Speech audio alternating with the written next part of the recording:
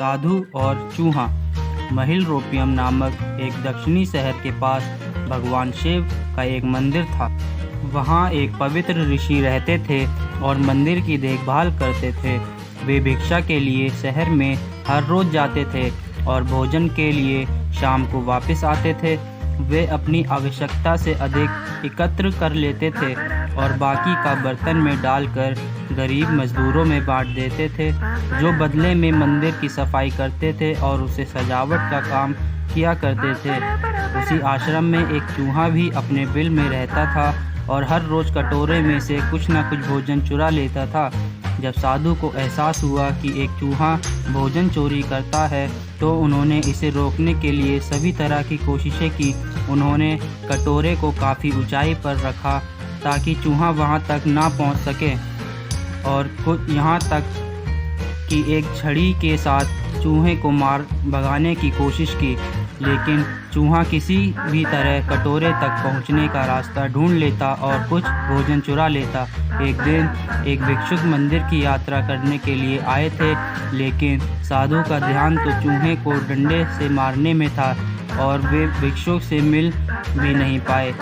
इसे अपना अपमान समझ भिक्षुक क्रोधित होकर बोले, आपके आश्रम में फिर कहीं भी नहीं आऊँगा, क्योंकि लगता है मुझसे बात करने के अलावा आपको अन्य काम ज़्यादा महत्वपूर्ण लग रहा है। साधु विनम्रतापूर्वक चूहे से जड़ी अपनी परेशानियों के बारे में भिक्षुक को बताते हैं कि कैसे चूहा उनके पास से भोजन किसी न किसी तरह से चुरा ही लेता है। यह चूहा किसी भी बिल्ली या बंदर को हरा सकता है। अगर बात करें कटोरे तक पहुंचने की हो तो मैंने हर कोशिश की, लेकिन वो हर बार किसी न किसी तरीके से भोजन चुरा ही लेता है। भिक्षुक ने साधु की परेशानियों को समझा और सलाह दी। चूहे ने इतनी शक्ति, आत्मविश्वास और चंचलता के पीछे आवश्यक ही कुछ न कुछ कारण होगा। मुझे यकीन है कि इसने बहुत सारा भोजन जमा कर रखा होगा और यही कारण है कि चूहा अपने आप को बड़ा महसूस करता है और इसी से उसे ऊंचा कूदने की शक्ति मिलती है। चूहा जानता है कि उसके पास कुछ खोने के लिए नहीं है, इसलिए वह डरता नहीं है।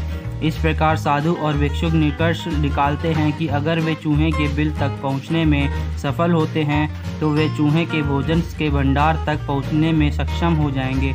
उन्होंने फैसला किया कि अगर सुबह वो चूहे का पीछा करेंगे और उसके बिल तक पहुंच जाएंगे, अगली सुबह वो चूहे का पीछा करते हैं और उसके बिल के प्रवेश द्वार तक पहुंच जाते हैं। जब वो खुदाई शुरू करते हैं तो देखते हैं कि चूहे ने अनाज का एक विशाल भंडार बना रखा है।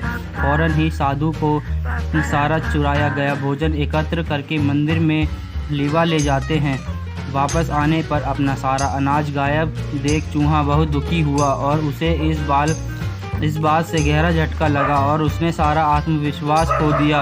अब चूहे के पास भोजन का भंडार नहीं था, फिर भी उसने फैसला किया कि वो फिर से रात को कटोरे से भोजन चुराएगा। लेकिन जब उसने कटोरे तक पहुंचने की कोशिश की तब वह धड़ाम से नीचे गिर गया और उसे यह एहसास हुआ कि अब ना तो उसके पर शक्ति है और ना ही आत्मविश्वास। उसी समय साधु ने भी छड़ी से उस पर हमला किया।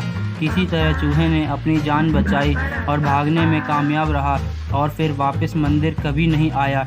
यदि हमारे पास भी संसाधनों की कमी ना हो तो हम में भी अद्भुत शक्तियाँ और आत्मविश्वास की कमी कभी नहीं आ सकती। आशा करता हूँ कि आपको यह वीडियो पसंद आई होगी। पसंद आई हो तो लाइक, सब्सक्राइब, शेयर ज़रूर करें। धन्यवाद।